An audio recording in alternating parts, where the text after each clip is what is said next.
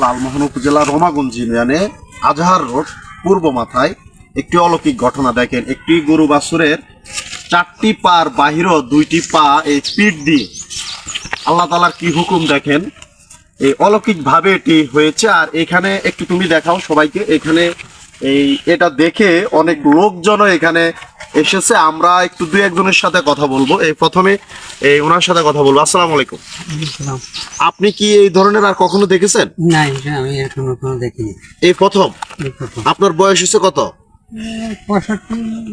65 এরকম আপনি আর দেখেন নাই কখনো? এই প্রথম দেখলেন? তাহলে ব্যাপারটা কিরকম লাগলো আপনার কাছে? আশ্চর্যজনক। আচ্ছা, একটু তুমি এদিকে দেখাও, একটু আরেকটু দেখাও। এই যে এই একটি পা এবং একটি পা, আর নিচে তো 4টি পা রয়েছে, মোট 6টি পা। আমি এখানে আমার এই একজন নানাকে এখানে পেয়েছি। এটা আমার নানা বাড়ি এলাকা। নানা, আসসালামু আলাইকুম। নানা, আপনি কি এরকম আর কখনো দেখছেন? জি না, আমি এরকম আর কখনো দেখিনি। তাহলে ব্যাপারটা আসলে কিরকম লাগতেছে? ব্যাপারটা আসলে আমার থেকে আশ্চর্য অমাহিত লাগতেছে। আপনি প্রথম দেখলেন এভাবে? আমার এই প্রথম দেখা।